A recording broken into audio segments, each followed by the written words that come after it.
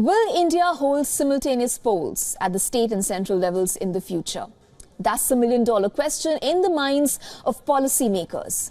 Such an exercise will be unprecedented in size and execution, but will it also have a major socio-economic impact?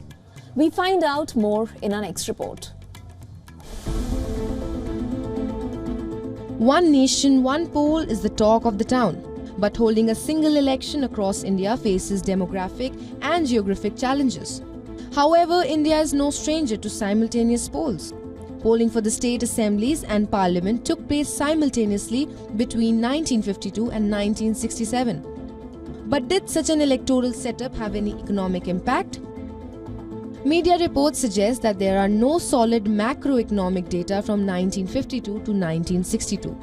However, a report by ex-Finance Commission Chief N.K. Singh and economist Prachi Mishra has some answers. Their report tracks economic data after 1962 and includes years where 40% or more states went for simultaneous polls. The report considers the 1962, 1967, 1977, 1980 and 1984 polls and also looks at economic data from 2 years before and after the election years. So, what do their findings suggest?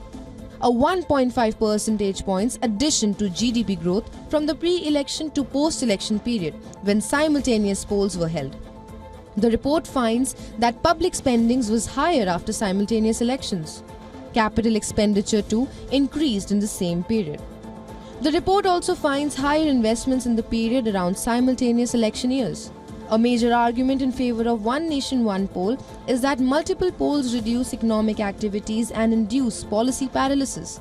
However, many argue that multiple poll cycles work as a feedback mechanism for several socio-economic policies across India. Holding just one poll across India, they argue, will disrupt the mechanism and weaken the possibility of course corrections. The jury is yet to be out on the matter, but its impact on India's political economy will be watched very closely.